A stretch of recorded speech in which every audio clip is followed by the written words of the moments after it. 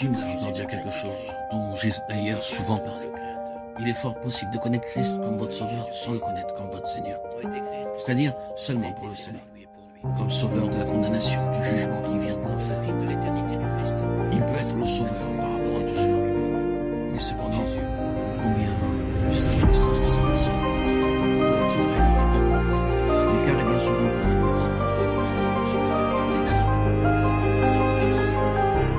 de cette Égypte, de ce monde de ténèbres, à l'entrée spirituelle, une entrée rapide en Christ. Il y a bien du chemin à parcourir entre ces deux états.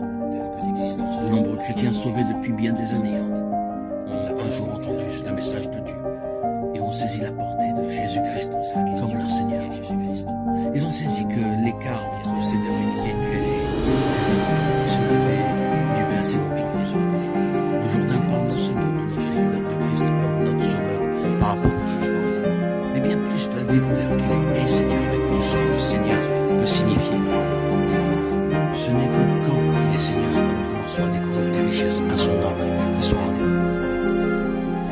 La traversée du Jourdain que nous lisons dans les versets 4 à 9 du chapitre 3 représentait la transition de la désolation et de la stérilité du désert à la fertilité de la vie dans l'esprit.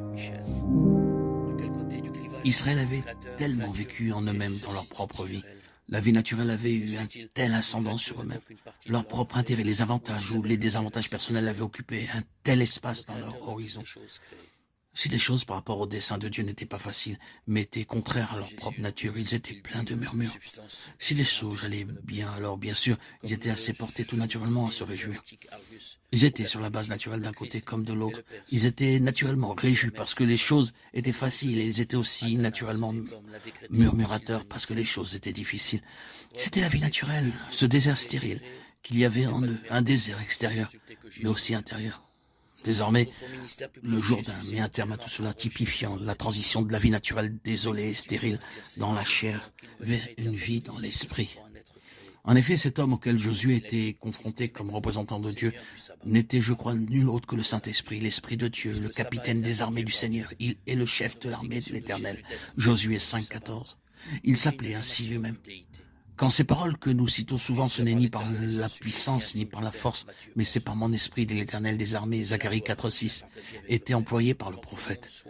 Vous savez que la citation littérale, c'est non pas par une armée, mais par mon esprit.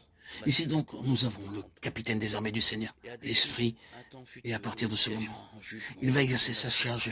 Quel résultat il obtiendra? Il y aura la vie dans l'esprit. Oui, désormais il y aura de la fertilité, non pas une vie sans chute ni erreur, car ces choses arrivent, mais une vie ajustée à l'esprit. Cela devait être une vie de progrès, une vie d'accroissement, une vie d'enrichissement constant, une vie leur permettant d'entrer dans leur héritage. Toute bénédiction spirituelle dans les lieux célestes en Christ. Éphésiens 1.